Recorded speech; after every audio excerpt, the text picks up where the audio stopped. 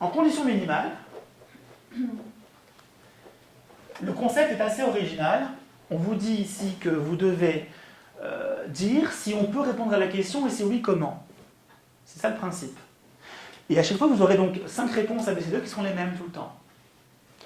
Voyez-vous, la première question en condition minimale est une question où en fait, on vous demande combien de nombres sont positifs parmi les nombres A, B et C.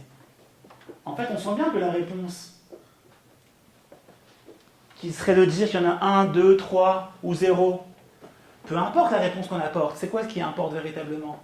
Ce qui importe, c'est qu'on dise que c'est toujours ça la réponse. C'est qu'il y a une espèce de certitude dans la réponse qu'on apporte.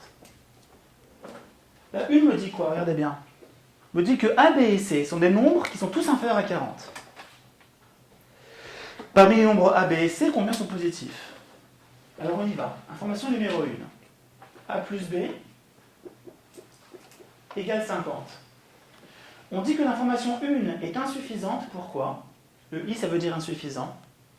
Parce que comme je n'ai rien sur C, je ne peux pas du tout conclure quoi que ce soit sur le fait que C est positif ou non, de toute façon. Donc même si je peux trouver des choses sur A et B, il me manque une info sur C.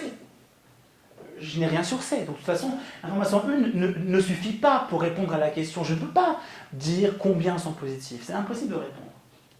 La 2, en revanche, est suffisante. Pourquoi? Parce que si A plus B plus C égale 81, on se rend compte très vite, on comprend très vite, que dès lors qu'on va avoir un nombre qui est négatif, il est impossible d'écrire cette égalité-là. Prenez A par exemple qui vaut moins 1. Imaginez que A vaut moins 1. Ça veut dire que B et C valent combien ensemble?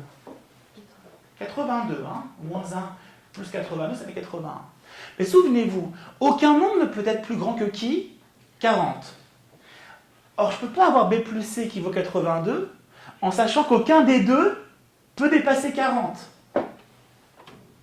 Donc je ne peux pas avoir de nombre négatif, c'est impossible. Conclusion, ils sont tous positifs, j'ai pas le choix. Parce que quand on a essayé un nombre négatif, alors j'aurais pu essayer moins 0,001, peu importe. Hein. De toute façon, ça ne marchait pas parce que B et C dépassaient 80 à eux deux. Et c'est pas possible qu'ils dépassent ensemble 80 vu que chacun déjà au mieux vaut 40. Donc il y en a un qui vaut 39,99 au mieux, l'autre il vaut 39,99 au mieux, ensemble ils ne dépassent pas 80 de toute façon. Donc c'est impossible d'avoir un nombre négatif. Donc là il fallait faire une hypothèse, imaginer qu'il y en avait un qui était négatif pour conclure qu'aucun ne pouvait être négatif en fait, tout simplement. Voilà, je sais que dans la salle il y a quelques matheux, donc c'est un réflexe assez classique. Et effectivement, faire une hypothèse de négativité pour un des nombres vous amener à comprendre qu'il n'y en avait aucun qui était négatif en fait. Ça marche? Donc la 2 est suffisante, ça veut dire qu'avec la 2, je peux répondre à ma question. D'ailleurs, je réponds quoi à ma question? Je réponds, il y en a 3 qui sont positifs. Combien? 3. A, B et C sont positifs. Et je suis sûr de ma réponse. Elle est toujours vraie. Donc c'est la réponse B en fait ici. Parce que la B nous dit quoi? Si l'information 2 permet à elle seule de répondre et l'information 1 à elle seule ne permet pas de répondre, alors on répondrait la réponse B, ce qui est le cas ici en fait.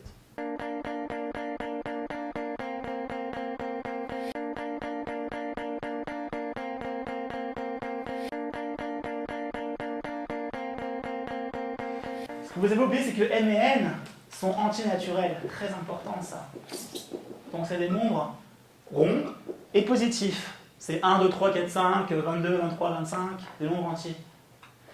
Regardez bien. Si n carré égale n carré, souvenez-vous, on vous demande, hein, la question c'est que vaut m moins n.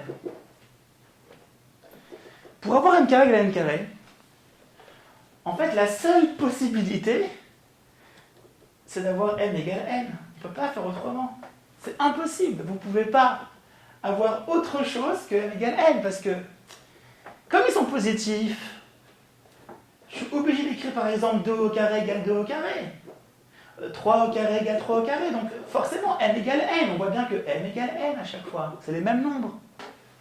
Ceux qui auraient pu penser que c'était une information insuffisante, c'est dans quel cas?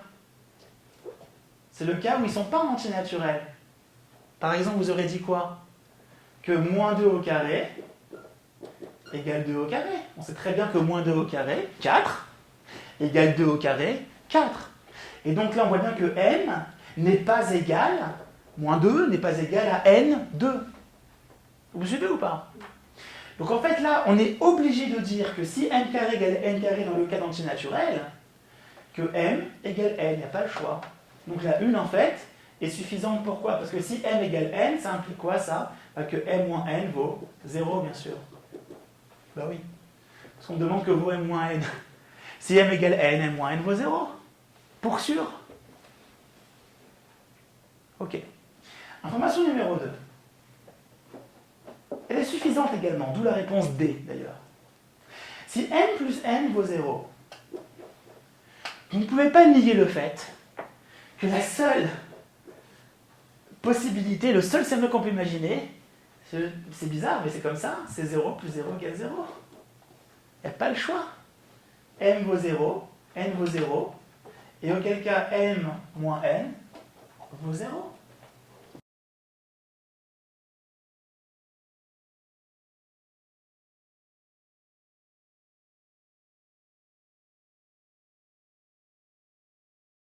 En fait, la question 3 est plutôt sympa, parce qu'en vérité, la 1 est insuffisante. Exemple, on va mettre par exemple, je sais pas, 1945 ou 1954, et c'est réglé. Vous voyez bien que la somme des chiffres de l'année de naissance de David, c'est 19 et 19 dans les deux cas. Donc on voit bien en fait quelque part que je ne peux pas répondre à ma question car j'ai deux possibilités. Et pourquoi la 2 suffit en fait?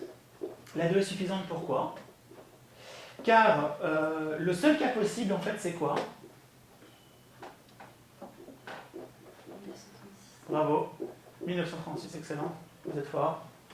1936, c'est le seul carré en fait qu'on trouve dans le XXe siècle. Alors comment trouver ça? Il faut y aller un peu là, comme un bon paysan, on teste quoi, on y va. Et ça fait 20 au carré, on sait que ça fait quoi? Ça fait 4000, c'est trop gros. 400, excusez-moi. Pourquoi je mets 4000? Non, c'est pas ça que je voulais dire, excusez-moi. On va essayer plutôt à ce moment-là. 40 au carré, ça fait 1600. On essaye 50 au carré, ça fait 2500. 45 au carré, ça fait 2025. Donc vous comprenez que c'est 44 au carré qui était en dessous qui vaut 1936. C'est comme ça qu'on y est arrivé en fait. C'est comme au juste prix quoi. On donne d'abord un prix, puis en dessous, et on trouve après au milieu quoi. On essaye par 40 au carré, 50 au carré, 45 au carré.